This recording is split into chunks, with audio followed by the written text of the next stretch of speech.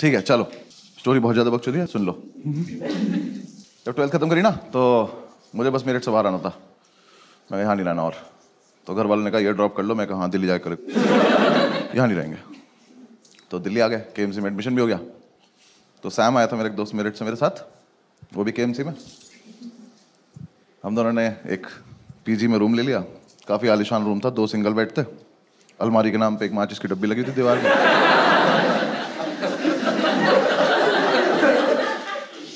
और जो आर्किटेक्ट था ना उसका,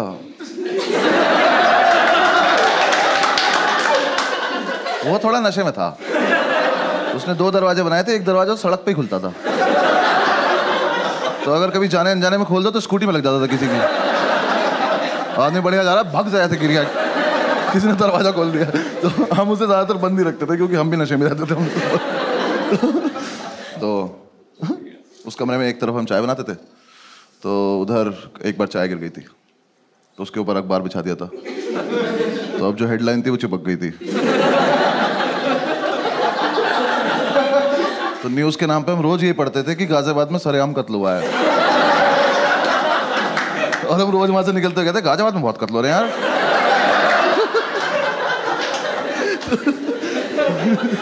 थोड़े दिन हम रहे, फिर हमने डिसाइड किया कि यार दारू पीते हैं। क्योंकि यार देखो मेरठ से निकलने का मेन पर्पस ये था, क्योंकि मैं बचपन से अपने पापा को देखता रहा था कि शाम को इस आदमी को ऐसा कौन सा पदार्थ मिलता है कि ये खुश हो जाता है। मैंने कहा मुझे यही चाहिए।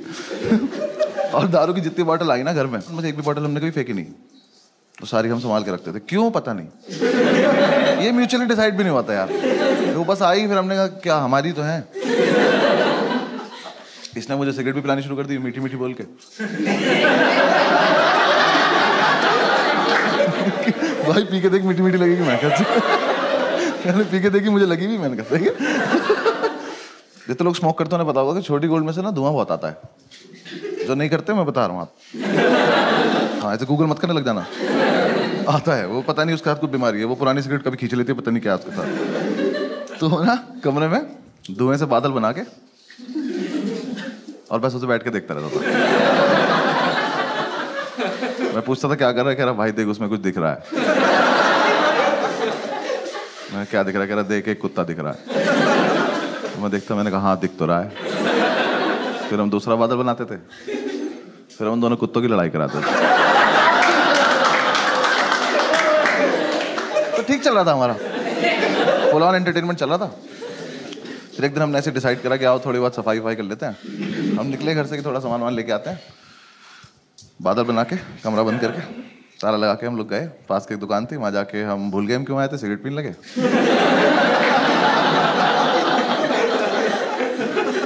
फिर याद आया तो मैंने वाइपर लिया, तो इसने बोला कि वाइपर मत ले यार, रख दे वापस। मैं कह रहे वो कत्ल के निशान मिटाने ले लेते।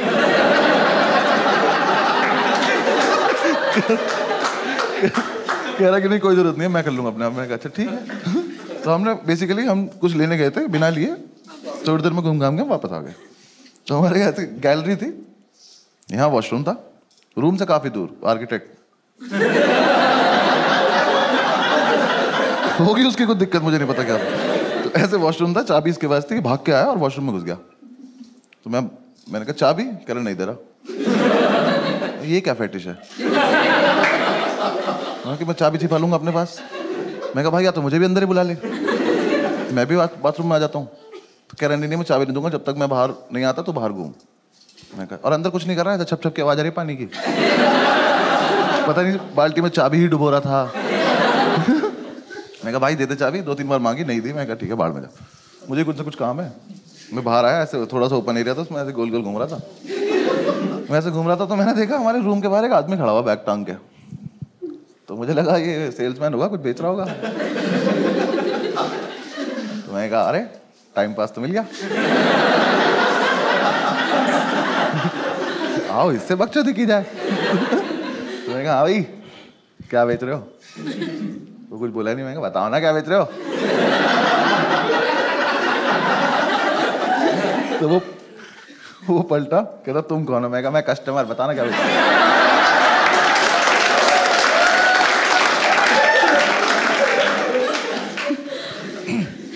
कह रहा मैं सैम का फादर हूं। ये तो कोई बेचने की चीज। तो मुझे समझ नहीं आया इस पर रिएक्ट कैसे करते, मैं बस पलटा में चल दिया। तो कह रहा कहाँ जा रहे हो? मैं कहा मैं कस्टमर ना, कुछ खरीदने जा रहा हूँ। कह रहा सही से बताओ तुम करते क्या हो? मैंने कहा अंकल मैं ना पीछे डांस सिखाता हूँ वहाँ पे ना। कुछ समझ ही नहीं आया। मैं रियाज ही कर रहा था, आप आ गए एकदम से ना। तो थोड़ी दूर में भागा। कह रहे एक सेकंड तुम अनुभव हो ना? आप थोड़ी बात सीरियस होती जा रही है। मैं नहीं। कह रहा मुझे सैम ने बताया तुम्हारे बारे में, और मैं ये सोच रहा हूँ अपने लड़के से स्केच बनवाता है क्या? उस टाइम फोटो तो होते नहीं थे। तो ये क्या दोस्त से हाँ बनाओ, शक्ल बनाओ। तो यार देखो मैं भाग सकता था वहां से, लेकिन फिर मुझे एकदम से लगा कि आज क्या होने वाला है। ये आदमी अभी वॉशरूम से आएगा, ये अपना बाप देखेगा, फिर हम तीनों मिलके कमरा देखेंगे, और ये संसार तमाशा देखेगा। मैं इस मोमेंट को मिस तो नहीं करना चाहता। तो मैं कहा बता देते हैं हम कौन है, क्योंकि देखो मुझे क्या डर था, ये आदमी क्या कर लेगा, वैसे तो है नहीं मुझे पीट देगा। ज्यादा ज्यादा क्या मेरे घर पे फोन करोगे, कर लो। जो अभी टाइम हो रहा है मेरे पापा पक्का फोन उठा के बोलेंगे चीयर्स भाई साहब।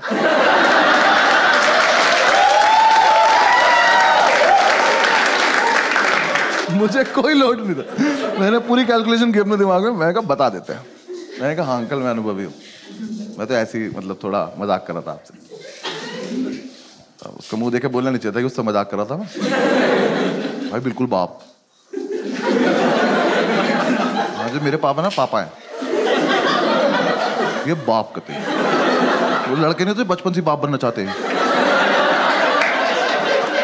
कि स्माइल नहीं करेंगे वरना औलाद पैसे मांग लेगी। इतना सीरियस ऐसे खड़ा मैं कहा ठीक है अंकल मतलब मैं ही हूँ, आप बताओ कैसे हो आप? कह रहे सैम कहाँ है? हो गया शुरू। मैंने कहा अंकल यहीं पे है, ये रहा यहाँ पे वॉशरूम है, वॉशरूम में। कह रहा बुलाओ उसको। मैं कहा भी बुलाते हैं। मैं गया, मैंने जाके गिर दिया। मैंने कहा बैठी आपके फादर आए हैं।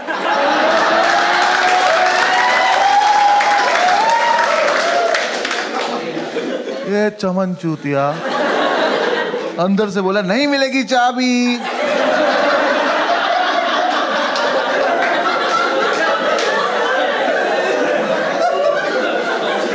कहा बैठी रख लो चाबी, आपके पापा आए हैं। तो अंदर से कह रहा मेरे डैड जी क्यों आएंगे? वो तो यही आदमी बता पाएगा। मैंने कहा भाई यहाँ एक शख्स है जो क्लेम कर रहा है कि वो आपके पापा है, तो अब ये कंफर्म करने के लिए आप ही को आना पड़ेगा, क्योंकि मेरे पास कोई टेक्नोलॉजी नहीं है। इसको समझ ही नहीं आ रही है बात। इसको लग रहा है मैं चाबी लेने के लिए अलग अलग बहाने बना रहा हूँ। ये अपनी जोन में खुश है। और ये कॉमर्स का था ना, तो ये नया नया कूल बना था दिल्ली। तो इसने कूल बनने के लिए दिल्ली आके कुछ लड़कों से दोस्ती करी थी और एमिनेम सुनना शुरू किया था। पर इसके लिए नहीं था वो। मेरठ का लड़का एमिनेम समझ रहे हो तुम? वहां के लड़के अभी भी मेमोरी कार्ड को चिप बोल रहे हैं यार।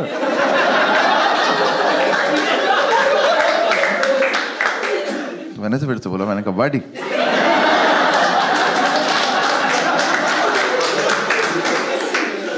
प्लीज मान जाओ, आपके पापा आए हैं। अंदर से कह रहा है बडी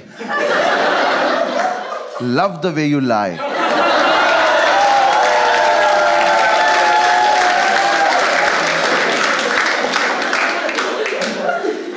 नहीं नहीं नहीं, अपने पापा कसम नॉट लाइंग। एक ही मिनट लगेगा, बाहर आके चेक कर लेना। अलग फील में इतने अंकल आ गए कि हाँ चल क्या रहा है। अंकल आए, मैंने कहा अब पता है सारी गलती इस आदमी खुद की, सब इनकी वजह से हुआ है। अगर ये उस दिन आके एक शब्द बोल देते तो वो लड़का सुन लेता, वो बाहर आ जाता, सब हो जाता। बाप है, कैरेक्टर में रहना। यहाँ आके मुझसे कह रहा है कि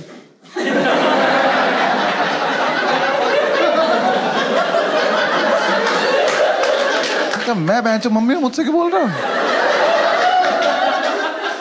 ये तो रहा लड़का अंदर तुम्हारा। हाँ, बोल दो ना। नहीं कुछ खड़ा है बस शांति से। मैंने कहा बॉडी आ गए।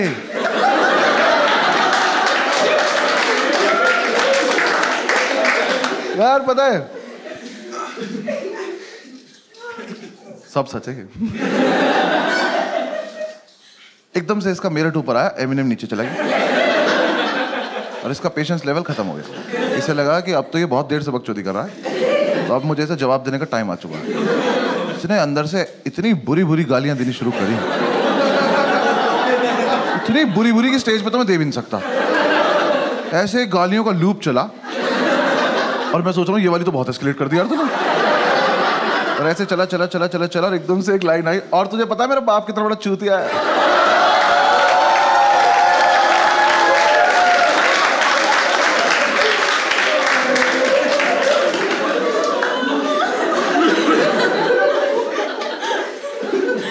देखो मैं इतनी रेंज में था कि थप्पड़ खा सकता हूँ। फिर मुझे लगा कि अब ये बकचोदी चलती रहनी चाहिए। तो मैंने कहा कैसे?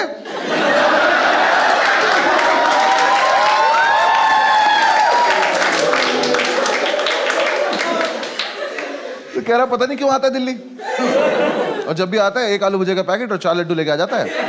फिर मेट्रो स्टेशन से फोन करता है, मुझे मेट्रो स्टेशन जाना पड़ता है। कह रहा ये नहीं कभी मैं दारू ले आया।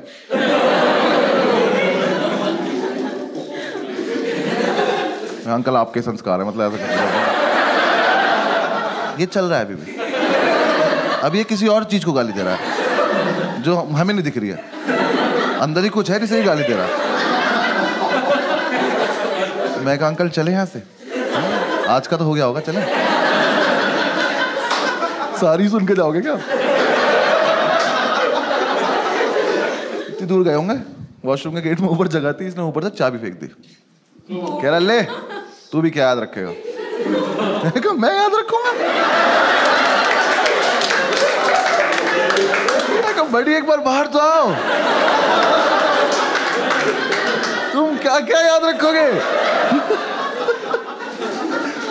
अब लेकिन मुझे एक डाउट हुआ कि यार जितनी गाली अंकल ने खाई, ये आदमी अब ये नहीं देखेगा औलाद किसकी है, अब ये मानना चालू करेगा जो आएगा।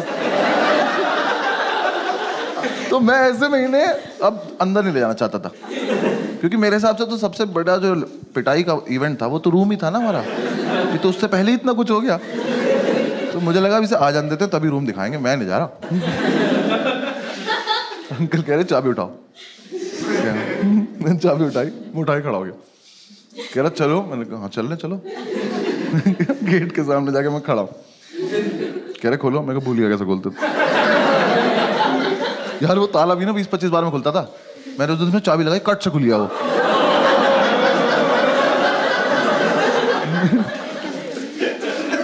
ऊपर वाला तो साथ नहीं दे रहा आज।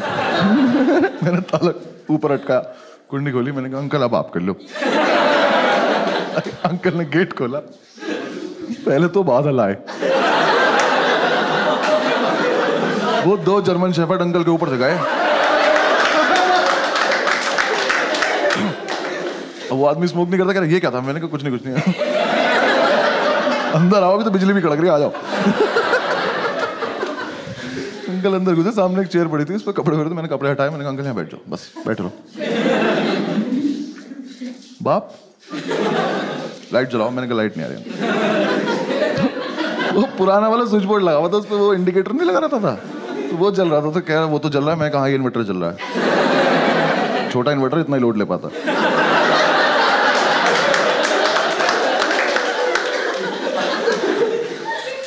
उठे, लाइट जला दिया।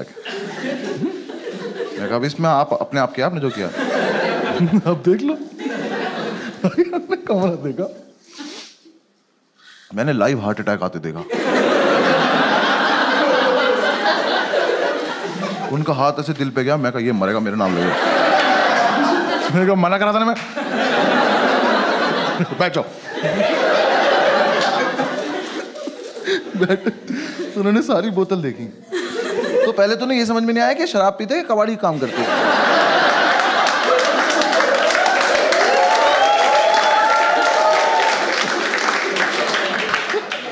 उन्होंने बॉटल देखी और मतलब इतना जेन्युइन सवाल उनका कि पीते ही हो ना?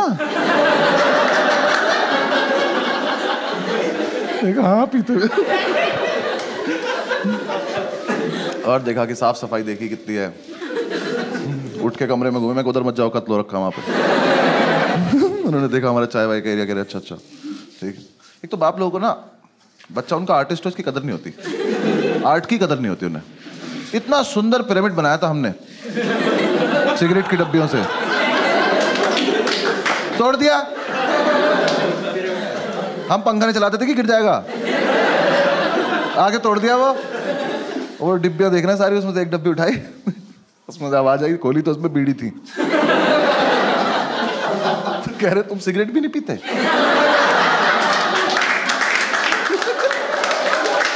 नहीं अंकल पीते हैं, ये रात को 2 बजे का इमरजेंसी वाला है। वैसे भी बहुत पैसे बेचते हो ना भाई। वो कैरेक्टर आदमी थे यार वो। सैम उनसे पैसे मांगता था ना कि ये वाली 2 बुक्स चाहिए, पैसे दे दो, तो वही वाली 2 बुक भेज देते थे।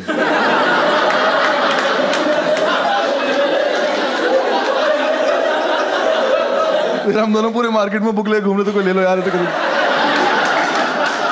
तो हमारे तो एक कोर्स की भी नहीं है।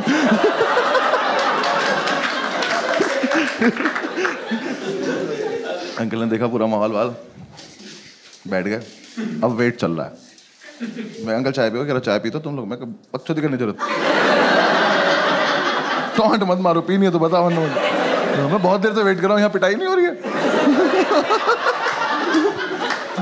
भाई इतने में हमारे सैबिनम साहब, देखो इस लड़के को बिल्कुल नहीं पता है बाहर क्या हो रहा है, इसकी दुनिया कहीं और है। ये वॉशरूम से निकला, इसका ऐसे हाथ निकला, ये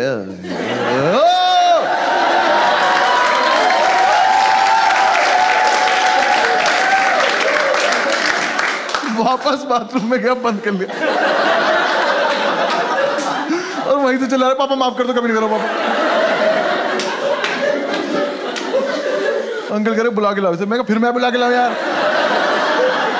अभी आया तो झपट्टा क्यों नहीं मारा आपने इस पे?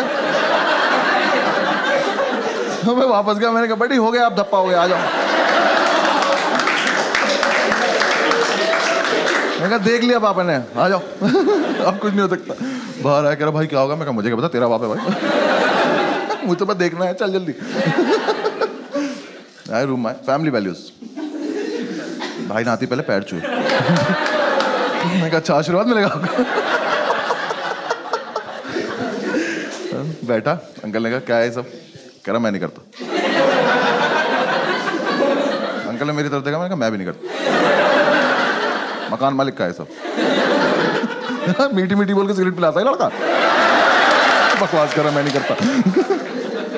भाई अंकल ने तो थोड़ी देर डांटा कि तुम तो ब्राइट स्टूडेंट हो, मैं कॉमर्स का ही है।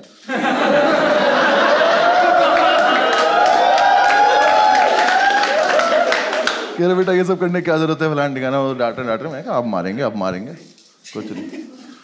उठे, खुद बाथरूम गए, तुरंत वापस भी आ गए। मैं कहा इनका क्या चल रहा है इनकी फैमिली में? इन लोगों को सीधा सीधा टारगेट दिख क्यों नहीं रहा अपना? सामने मारो पैंच की तरह।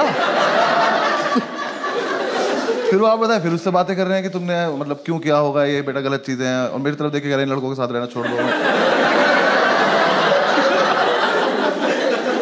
मैं कहा छोड़ देना, अभी मुझे वो दिखा दो जो देखने के लिए बैठा हूँ। कुछ नहीं, मैं ऐसे घूम रहा, मैंने अंकल का बैग देखा तो उसमें 1 आलू भुजिया रखी, 4 लड्डू रखे। मैंने कहा आज तो नहीं निकालेंगे, आज तो इसे वापस ले जाएंगे। आज तो बात कर रहे हैं उससे, करते करते उन्होंने आलू भुजिया निकाल दी। मैं कह अरे यार कहते ही शर्म नहीं आ रही, अभी गाली खाई है। कहा आलू मुझे रख दी, 4 लड्डू रख दिए। कह रहे बेटा सुनो, ये सब बिल्कुल बंद कर दो और वीकेंड पे मेरे उठाओ, तुमसे बात करता हूँ। बैग उठाया और चल दिए। तो ये क्या टाइम वेस्ट हुआ मेरा है? ये तो मतलब इतने कैरेक्टर में थे क्यों आप, अगर आपको इतना ही इजी काम नहीं आता तो। भाई वो चले गए। मैं कहा ये क्या हुआ है यार, तेरे पापा तुझे मारते नहीं है? कह रहा भाई मेरे पापा तो मुझे वाइपर से मारते हैं।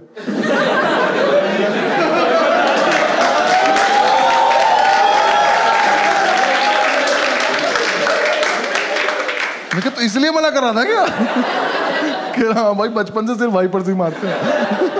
ये अजीब फेटिश नहीं तुम्हारी बहन? बाथरूम से बहुत ज्यादा लगाव नहीं तुम लोगों को? मैं और किस चीज से नहीं कह रहा, नहीं भाई उससे ही मारते हैं। मैं तो अब क्या होगा? कह रहा कुछ नहीं, वीकेंड पे मेरठ जाऊंगा और पापा नया वाइपर लाएंगे, बस फिर उसके बाद आके दिखाऊंगा। चल दिखा दी भाई, ऐसा कर ली। फिर हम थोड़ी देर बैठे रहे, थोड़ा सैड हो गया ये। तो थोड़ी देर बैठे बैठे इसने बोला कि यार ऐसा तो नहीं हम कुछ गलत कर रहे हैं? फिर 5-7 मिनट बाद हमें लगा कि क्या ही गलत कर रहे हैं। फिर 5-7 मिनट बाद हमें लगा क्या ही होता है गलत।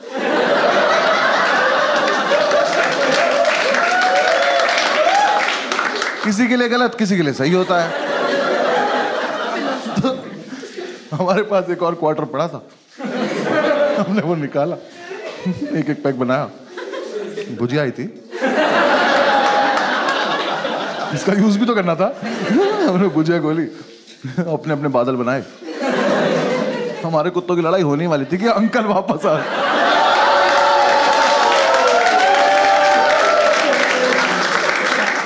भाई वो दुकान से वाइपर लेने गया था, उन्हें स्वीटी नाम के वाइपर से जो सूता है ना उसको घुमा घुमा। अंकल देखे मेरे, uncle love the way you lie.